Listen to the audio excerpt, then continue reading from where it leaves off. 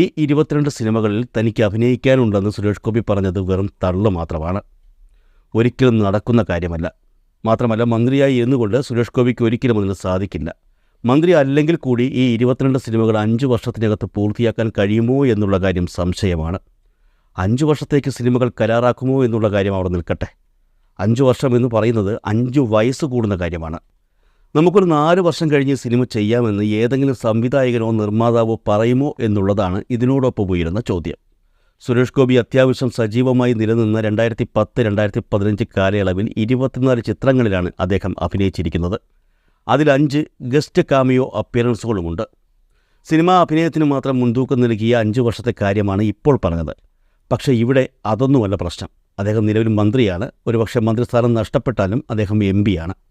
മണ്ഡലത്തിലെ കാര്യങ്ങൾ അദ്ദേഹം തന്നെ നോക്കണ്ടേ? മനസ്സിലായല്ലോ. ഇത്തരത്തിൽ ഒരുപാട് പ്രശ്നങ്ങൾ നിലനിൽക്കുന്നുണ്ട്.